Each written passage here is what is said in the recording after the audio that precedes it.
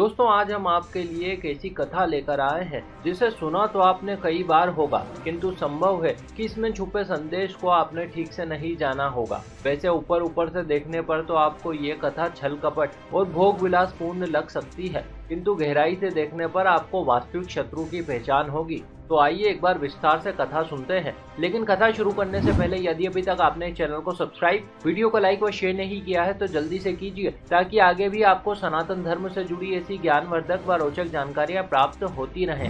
नमस्कार और एक बार फिर स्वागत है आप सभी का आपके अपने वीडियो कलेश यूट्यूब चैनल पर।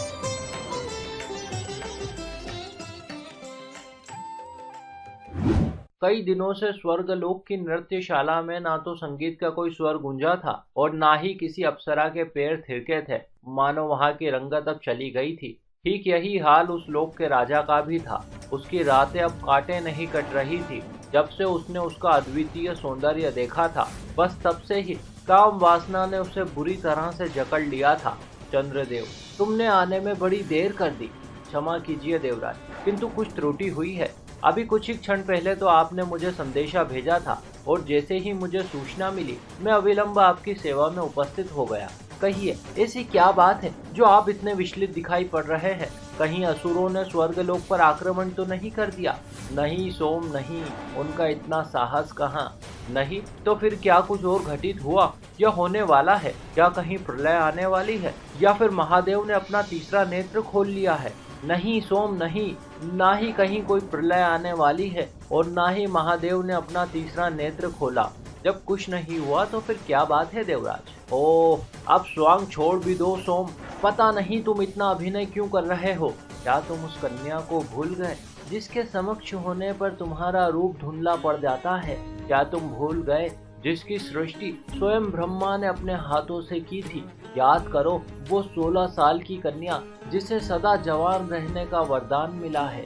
भूल कैसे सकता हूँ देवराज, कदापि नहीं भूल सकता। मुझे वो दिन अच्छे से याद है, कैसे ब्रह्मा जी ने उस अगिन सुंदरी के स्वयंवर की प्रतियोगिता आयोजित की थी। उस दिन आप ऐरावत पर सवार होकर जैसे ही ब्रह्मांड का चक्कर लगाने निकले तो एक पल के लिए तो मानो मुझे ऐसा प्रतीत हुआ कि समस्त देवतागण, यक्ष, गंधर्व, नाग और असुरों को पराजित करके आप ही विजेता होंगे और फिर वो सुंदरी आपकी ही अर्धांगिनी बनेगी। लेकिन पता नहीं कहां से वो गौतम आदम का और तो और ब्रह्मा जी ने भी उसे विजेता घोषित कर दिया और फिर उस कमल नयनी को जैसे तपस्वी को सौंप दिया। बड़े ही अचरज की बात है। वैसे एक बात कहूँ देवराज, मुझे लगता है कि इस प्रतियोगिता में कहीं न कहीं छल हुआ है। भला आप ही सोचिए, वन में रहने वाले उस वैरागी ने जब प्रतियोगिता में भाग ही नहीं लिया, जब उसने सबसे पहले ब्रह्मांड का चक्कर लगाने के बजाय मात्र शिवलिंग की परिक्रमा कर दी, तो फिर कैसे और किस आधार पर ब्रह्मा जी ने उसे अपनी मानस पुत्री सौंप दी? आप ही बताएं देवराज, ये छल नहीं तो क्या है? यही तो मैं तुमसे कह रहा हूँ सोम, छल ही तो हुआ है हमारे साथ और इस छल का प्रतिशोध हम छल से लेंगे। इसके लिए मैंने एक योजना भी बना ली है। अब इसमें तुम्हारी क्या भूमिका रहेगी, ध्यान से सुनो। हे भगवान, देवराज आप ऐसा सोच भी कैसे सकते हैं? क्या आपको उसके पति गौतम की शक्तियों का भान नहीं? अरे वो कोई साधारण ऋषि नहीं, अपितु वो साक्षात ब्रह्मा के मानस पुत्र और सप्त ऋषियों की सभा में श्रेष्ठ है। उन्हें छलना अर्थात सीधे तौर पर मृत्यु को आमंत्रण देना है। बस चंद्रदेव बस, हमने आपको यहाँ पर उस मूर्ख की उपलब्धियां गिनवाने के लिए नहीं बुलवाया और ना ही आप इस भ्रम में रहें कि हम आपसे सहायता मांग रहे हैं। अरे हम देवराज हैं, ना भूलो, हम चाहें तो अभी इसी क्षण तुम्हें देवताओं के मंडल से बाहर कर सकते हैं। क्षमा कीजिए देवराज, मैं आपको क्रोधित नहीं करना चाहता था। आप जैसा चाहते हैं वैसा ही होगा। और इस प्रकार से दोस्तों, काम वासना के वशीभूत होकर इंद्र अहिल्या के शरीर को पाने के लिए चल पड़ा। उस रात उसने अपनी माया से कुछ ऐसा वातावरण निर्मित किया जिससे कि समय के पहले ही महर्षि गौतम की आंखें खुल गई। तदनंतर वो अपनी दिनचर्या पूरी करने हेतु नदी की ओर चल पड़े। बस इसी अवसर का लाभ उठाते हुए इंद्र ने अपना पासा फेंका। अहिल्या को छलने हेतु उसने महर्षि का वेश धरा। स्वामी, आज आप इतनी जल्दी कैसे लौट आए? क्या आज आपको पूजा पाठ नहीं करनी? ओ प्रिय, अब तुम ऐसी बातें ना करो। क्या तुम्हें अपने सौंदर्य का भान नहीं? तुम्हारे रूप के आगे अप्सराओं में श्रेष्ठ रंभा उर्वशी और तिलोत्तमा का रूप भी फीका मालूम पड़ता है। हजारों रतियां मिलकर भी तुम्हारी बराबरी नहीं कर सकती।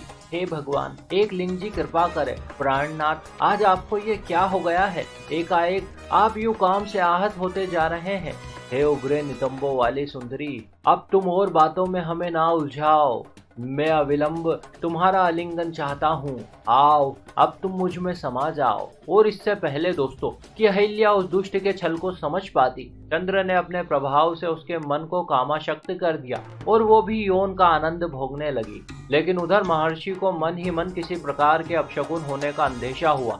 उन्होंने अविलंब अपनी कुटिया की ओर रुख किया, किंतु इससे पहले कि वो इस अनर्थ को रोक पाते, अब तक बहुत देर हो चुकी थी। अरे नीच नराधम, तुझे कोई कैसे देवता मान सकता है? दुष्ट, जा, मैं तुझे श्राप देता हूँ।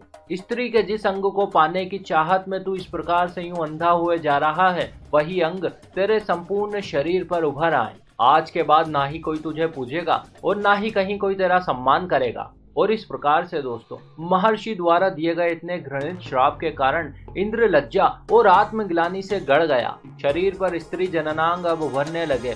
भोग की चाहत ने चेहरे पर कालिक पोत दी थी। अरे इससे तो अच्छा था कि मौत आ जाती। अब युगों तक उसे सबके सामने लज्जित होना पड़ेगा। अपने रूप और यौवन पर अभिमान करने वाला देवराज अब किसी से आंखें नहीं मिला पाएगा। इतना ही नहीं, अपितु ऐसा ही एक श्राप अहिल्या को भी मिला। श्राप के प्रभाव से वो असंख्य वर्षों तक पत्थर बनकर श्री राम की प्रतीक्षा करती रही। तदनंतर त्रेता में श्री राम प्रभु ने उसका उद्धार किया। हालांकि इस सब में अहिल्या का कोई दोष नहीं था, अतः आगे चलकर उसे पंच कन्याओं में स्थान मिला। कहा जाता है कि सच्चे मन से अहिल्या का स्मरण करने पर जन्म जन्मांतरों के पाप नष्ट हो जाते हैं। तो दोस्तों देखा आपने, काम कितना शक्तिशाली है। मनुष्य तो क्या, साक्षात देवताओं का राजा भी इसके आगे नदारद हो जाता है।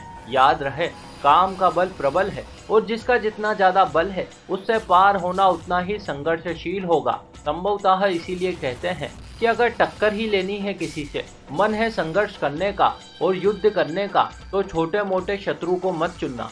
ख्याल रहे, जितना बड़ा शत्रु चुनोगे उतनी ही बड़ी तुम्हारी विजय होगी। छोटे मोटे को हरा भी दिया तो क्या सार। संभव है आप कहानी का सारांश समझ गए होंगे। आशा करते हैं आपको हमारा प्रस्तुतिकरण व प्रयास जरूर अच्छा लगा होगा। आपने हमें इतने प्रेम से सुना, इस सब के लिए आपका बहुत बहुत आभार। हम जल्द ही मिलेंगे आपसे अगले वीडियो में।